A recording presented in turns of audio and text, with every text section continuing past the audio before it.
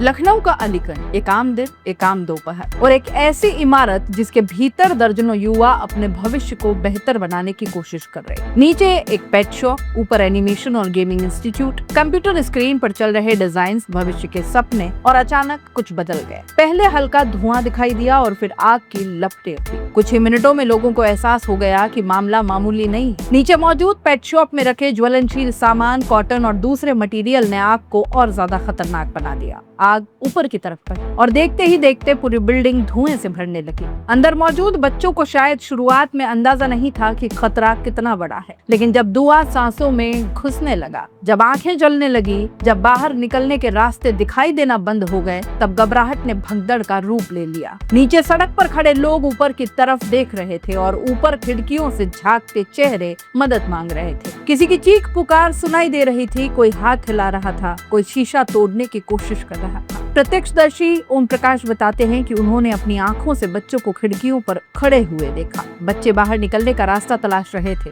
तब स्थानीय लोगों ने खुद मोर्चा संभाला, सड़क से ईंटें उठाई, ऊपर की तरफ फेंकी, कांच तोड़े गए और फिर एक ऐसा दृश्य सामने आया जिसने देखा वो शायद जिंदगी भर नहीं भूल पाएगा। तीसरी मंजिल से कुछ बच्चे बिजली के केबल के सहारे नीचे उतरने लगे। 5 युवक, एक लड़की, मौत और जिंदगी के बीच झूलते हुए। नीचे खड़े लोग हाथों के इशारों से रास्ता दिखाने लगे। किसी तरह कुछ बच्चे नीचे उतर आए, लेकिन हर कोई इतना खुशकिस्मत नहीं था। एक युवक ने ऊपर से छलांग लगा दी। वो सीधे नीचे लोहे के गेट के पास गिरा। सरिये निकले हुए थे, उसका शरीर बुरी तरह चोटिल हो गया। लोगों को लगा शायद वो नहीं बच पाएगा, लेकिन उस समय किसी के पास सोचने का समय नहीं था। हर तरफ अफरा तफरी थी, हर तरफ चीखें थी और धुआं वो लगातार गहराता जा रहा था। इसी बीच लोगों का आरोप है कि फायर ब्रिगेड समय पे नहीं पहुंची। किसी ने कहा कि 20 मिनट, किसी ने कहा 25 मिनट, तो किसी ने दावा किया कि आधे घंटे बाद दमकल की गाड़ियां वहां पहुंची है। अगर ये सच है तो सवाल उठना लाजमी, आखिर आपदा के पहले 15 मिनट सबसे महत्वपूर्ण माने जाते हैं। मगर शुरुआती समय में आग पर काबू पा लिया जाता तो क्या कुछ जिंदगियां बचाई नहीं जा सकती? क्या कुछ परिवार आज उजड़ने से बच नहीं जाते? और इसी बीच एक ऐसी कहानी सामने आई जिसने हर किसी को भीतर तक झकझोर दिया। एक युवक के मोबाइल पर उसके छोटे भाई का फोन आता है। वो भाई जो उसी इंस्टीट्यूट में पढ़ने गया था। 2 दिन पहले बड़े भाई का किडनी स्टोन का ऑपरेशन हुआ। वो घर पर आराम कर रहा था, लेकिन फोन बजा। उधर से कांपती आवाज आई, भैया हम फंस गए हैं, हम बाथरूम में हैं, 5-6 लोग और हैं, भैया जल्दी आ जाना। और बस इतनी ही बात। इसके बाद वो फोन कट गया और फिर दोबारा कभी नहीं लगा। ऑपरेशन के बाद बिस्तर पर बड़े भाई ने दर्द की परवाह नहीं की। वो भागता हुआ मौके पर पहुंचा, लेकिन वहाँ सिर्फ धुआं ही धुआं था, चीखें थी और इंतजार था। ऐसा इंतजार जिसे शायद शब्दों में बयां नहीं किया जा सकता। उधर रेस्क्यू ऑपरेशन चल रहा था। दीवारें तोड़ी जा रही थी, बाथरूम खोले जा रहे थे, लकड़ी की पार्टीशन तोड़ी जा रही थी। दमकल कर्मी अंदर पहुंचने की कोशिश कर रहे थे, लेकिन धुएं ने जैसे सब कुछ मुश्किल बना दिया। कुछ लोग बाहर निकल आए, कुछ अस्पताल पहुंचाए गए और कुछ वापस नहीं लौट पाए। डिप्टी सीएम ब्रजेश पाठक जब मौके पर पहुंचे तो उन्होंने बाहर निकलती लाशें देखी। कैमरों के सामने फफक कर रो पड़ी। उनकी आंखें भर आई। कहा कि हमारे बच्चे, आगे जो भी वो बोले आप कहीं और भी सुन लेंगे। लेकिन सवाल ये है कि क्या सिर्फ आंखों में आंसू आ जाने से उन परिवारों का दर्द कम हो जाएगा? क्या संवेदनाएं उन माँ बाप को उनका बेटा लौटा पाएगी? क्या मुआवजा उन सपनों की कीमत चुका सकता है जो राख में तब्दील हो गए? और सबसे बड़ा सवाल यह है कि क्या यह हादसा है या एक ऐसी त्रासदी जिसे रोका जा सकता था? क्योंकि अब सवाल सिर्फ आग लगने का नहीं रहा ना, सवाल उस पूरी व्यवस्था का है जिसने शायद सुरक्षा को कागजों में कैद कर दिया, ध्यान दिया ही नहीं। क्या इस इमारत में फायर सेफ्टी का इंतजाम था? क्या फायर एनओसी ली गई थी? क्या कभी सुरक्षा जांच हुई थी? क्या आपातकालीन निकास मौजूद था? अगर था तो बच्चे जिंदगी की जंग इस तरह नहीं लड़ रहे होते, बच्चे बिजली के केबल पकड़कर नीचे नहीं उतर रहे होते। अगर रास्ते खुले रहते तो लोग बाथरूम में छिपकर जान बचाने की कोशिश नहीं कर रहे होते। और अगर खबरें सही है ना जो आ रही है कि छत की तरफ जाने वाले रास्ते पर ताला लगाता तो ये सिर्फ लापरवाही नहीं बल्कि एक आपराधिक गैर जिम्मेदारी है। क्योंकि जब किसी इमारत में दर्जनों बच्चे मौजूद हों तब हर दरवाजा खुला होना चाहिए, हर रास्ता सुरक्षित होना चाहिए,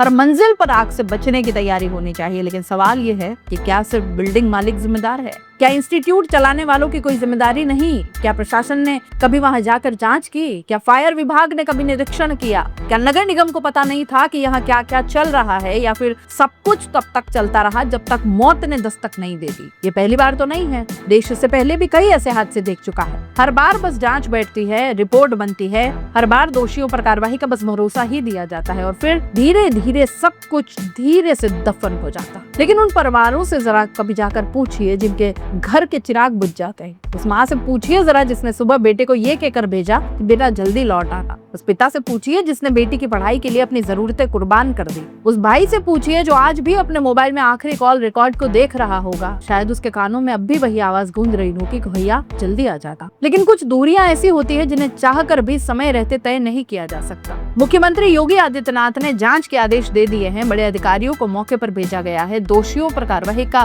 भरोसा दिया गया है। लेकिन इस देश के लोग ये सवाल पूछने का हक रखते हैं कि आखिर हर बार कार्रवाई हादसे के बाद ही क्यों होती है? पहले सुरक्षा नियम क्यों नहीं चेक कर लिए जाते? सुरक्षा नियमों की याद मौत के बाद क्यों आती है? फायर एनओसी की फाइलें हादसे के बाद ही क्यों खुलती है? और आखिर कब तक सपनों की इमारतें मौत के जाल में बदलती रही? क्योंकि सच यही है कि लखनऊ के अलीगंज में सिर्फ एक बिल्डिंग नहीं जली, कुछ माओं की उम्मीदें जल गई, कुछ पिता के सहारे राख हो गए, कुछ भाइयों की दुनिया उजड़ गई। और धुएं के उस काले गुबार के बीच आज भी एक सवाल जो का क्यों खड़ा है, क्या इन बच्चों को आग ने मारा या फिर लापरवाही, लालच और बेपरवाह सिस्टम ने, जो हर हादसे के बाद बस मोमबत्ती जलाता है, आंसू बहाता है, जांच के आदेश देता है और फिर अगले हादसे का बस ऐसे ही इंतजार करता है। क्योंकि जब सुरक्षा सिर्फ कागजी नियमों में जिंदा हो तो इमारतें नहीं जला करती, जलते हैं ऐसे बच्चे, उनके सपने और साथ जलता है पूरा का पूरा समाज। आप इस पूरे हादसे पर क्या कह सकते हैं? कमेंट बॉक्स में जरूर बताइएगा। क्या जो सवाल यहाँ उठाए गए वो गलत है? आपको भी ये सवाल सरकारों और प्रशासन से उठाने चाहिए।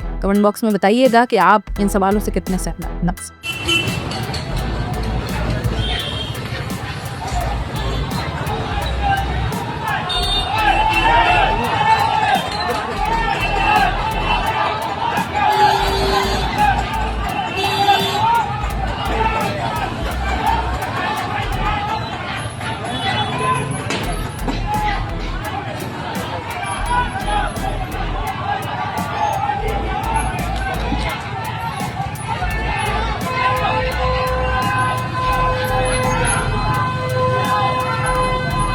भाई देखो यहाँ पे आग लगी है भाई, कैसे लोग अपनी जान बचा रहे हैं भाई। ये देखिए भाई कैसे लोग अपनी जान बचा रहे हैं। आग लगी है, देखिए तार से उतर रहा है भाई, देखिए भाई तार से उतर रहा है। देखो भाई आग लग गई है।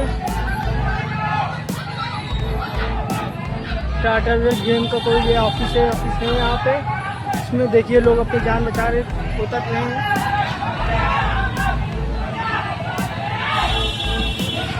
देखो भाई कैसे जान बचा रहे हैं लोग। आग लग गई है, देखिए भाई कितनी तेजी से लोग अपनी जान बचा रहे भाई।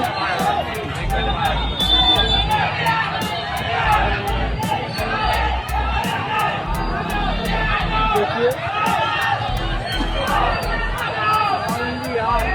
आग भाई बढ़ गई है भाई।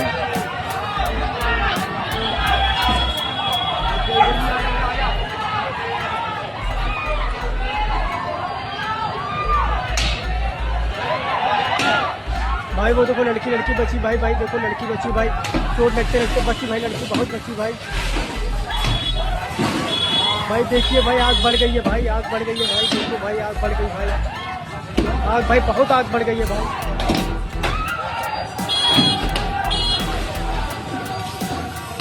भाई बहुत आग बढ़ गई है, देखो भाई बहुत तेजी से आग लग गई है भाई। देखो भाई आग बहुत